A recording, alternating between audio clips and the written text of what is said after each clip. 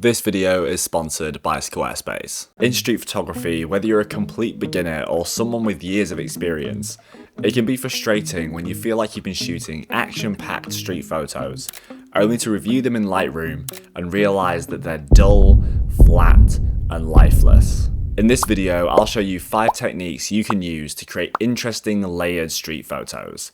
While I'm not as good as many of the great street photographers out there today, hopefully through these techniques, you and I can get a little bit closer to their level.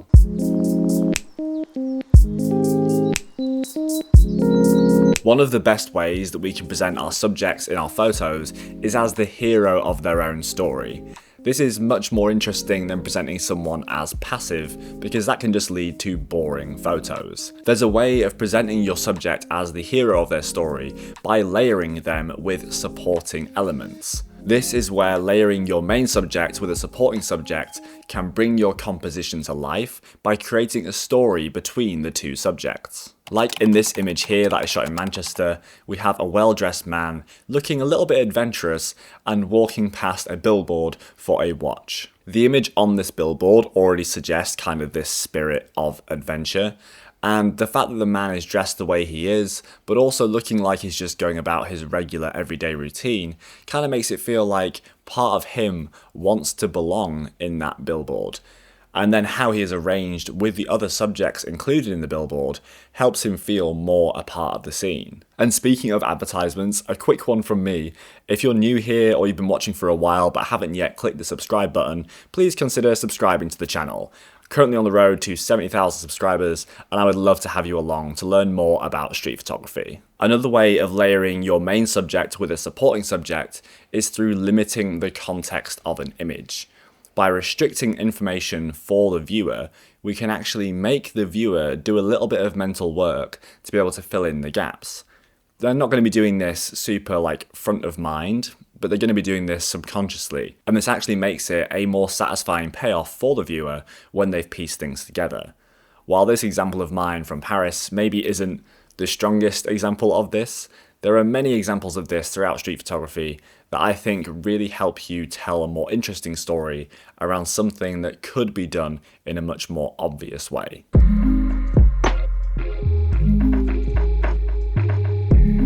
When it comes to colour in your photography, weirdly the worst thing you can do if you want colourful images is by throwing as many colours as possible at the photo.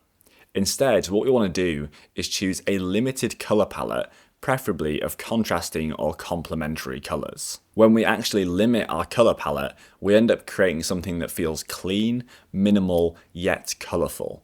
And there are actually loads of really great examples that you can find in filmmaking of this exact concept.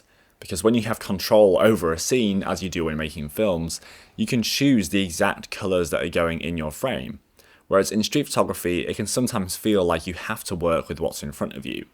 But it's all about filtering out the mess of all the other colours and just focusing in on what would make a nice image. As we see in the blue and green image from London South Bank, we can sort of see the same thing in this blue and orange shot from Manchester.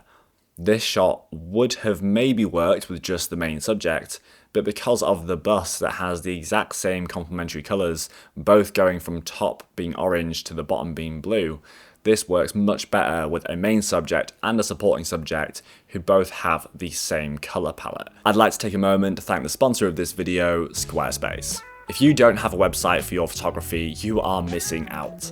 It's your unique home on the internet for your fans to enjoy and support your work. Squarespace removes all of the headaches, and you can even choose to create a fully custom website with Blueprint AI, which makes a website based on you just describing what you want. You can update your fans easily via an email newsletter using Squarespace's email campaign tools, where you can write, publish, and view your analytics right inside your Squarespace dashboard. Try Squarespace for free at squarespace.com. And when you're ready to launch, go to squarespace.com/GeorgeHolden to save 10% off your first purchase of a website or domain. Compared to what you might expect, when you want to create a balanced composition through layers, one of the worst things you can do is try and do this using an even number of subjects. Weirdly, when you have the same number of subjects on either side of a composition or in either layer of a composition, you can sometimes feel like you've got an actually unbalanced composition. And this is where the rule of odds comes into play. The rule of odds kind of plays on this idea that a well-balanced image has sort of a middle focal point.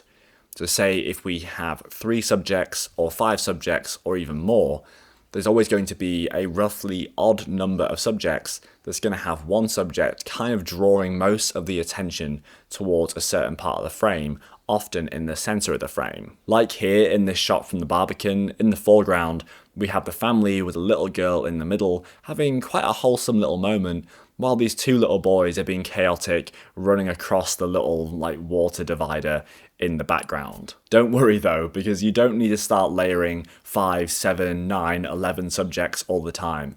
This can be done with just 3 subjects in quite short distance layers. And I'll show you a couple of examples here. If we start with just trying to layer 3 subjects, we could have 2 subjects on either side of the frame in the foreground, with one subject related to them or interacting with them in the background. And when you see a simple example like this, and you can do this in a few different ways, you start to realize how you can apply this to your own photography. We're going to talk about framing. Often the first thing talked about in a layering video, but for me, I personally suck at framing, so I don't often talk about it that much. But I have a couple of examples here that I guess will illustrate a point. Using frames within our layered compositions is a great way of drawing the viewer's eye towards the main subject. If we have a frame within a frame, the viewer can naturally look around the photo and have their eye naturally guided towards the main subject. It's also important to remember that not every single frame in an image needs to be a window. It doesn't always need to be a door. It doesn't need to be transparent. Sometimes you can actually use a shape as a frame instead. So here I got quite lucky with strong directional light and a subject walking through the frame holding a flower. This was a much messier, wider, not great composition, but with a vertical crop, I think it illustrates a point here. Likewise, with our frames not needing to be doorways or openings, here we have a frame that is actually just a mirror. And this mirror is actually quite small within our total composition, and it's sticking out among this hat stand. While the subject pairing could have been a lot stronger, maybe my distance to the mirror could have been a bit better, I still think this works as a good example of where you can look for small frames in a much larger image. And while this is the only film image in this video, I do edit all of my photos using my film simulation presets. And you can buy my Kodak film stock presets, my Fujifilm film stock presets, and my Naturally Filmic presets. You can save when you buy all 3 packs together in the 3-pack bundle, and viewers of this video can save an extra 20% using this unique code at checkout. These are some of the best film simulation presets you can buy, and you've seen a lot of them in this video, on my Instagram, and also on my website portfolio. So I'll drop a link in the description for you to check those out.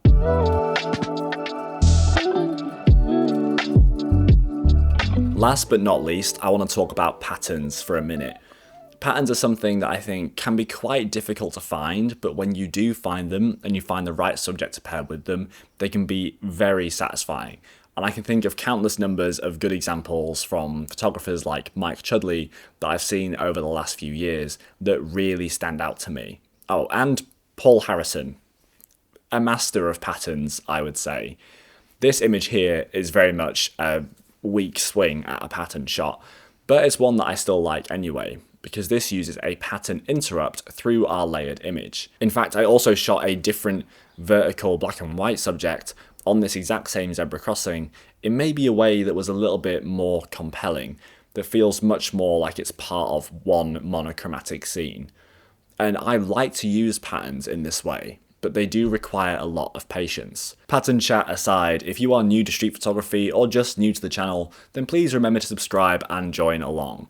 And if you're interested in finding some affordable, pocketable lenses for street photography, I highly recommend watching this video next, all about some affordable lenses that you can take anywhere to shoot street photography with.